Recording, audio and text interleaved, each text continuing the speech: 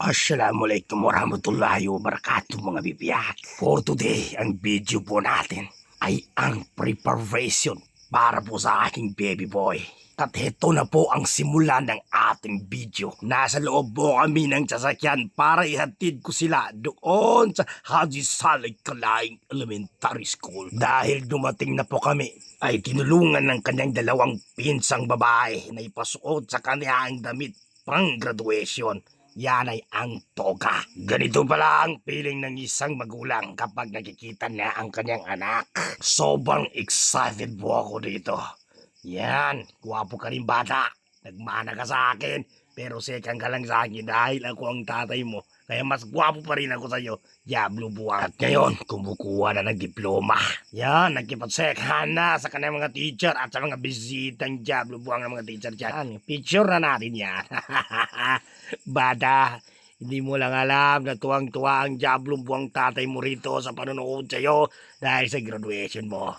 Dahil sa mga oras na ito, alam mo naman, time is gold. Kahit hindi ka magaling anak, kahit bobo ka pa sa mga subject, pinagmamalaki pa rin kita dahil nakagraduate ka ng elementary school, grade 6. Ang ibig sabihin nun, tapos ka na sa pambatang estilo mo at papasok ka na sa pang-teenager.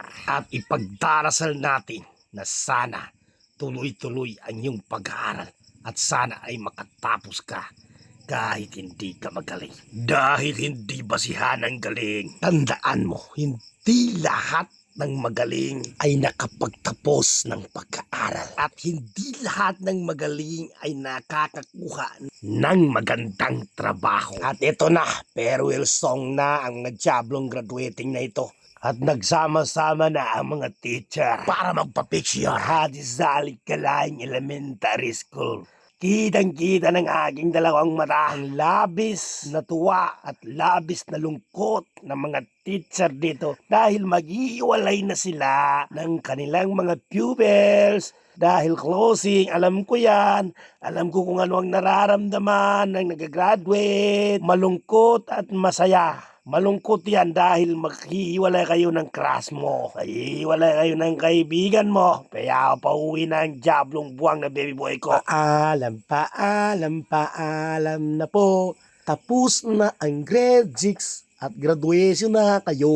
Umuwi na tayo sa bahay. Tara na mga anak. Sumakay na kayo para makauwi na tayo sa bahay. Dahil naghihintay na ang mga kaibigan at mga kamag-anak natin doon para makakain ng celebration. Stop the video, but continue the video.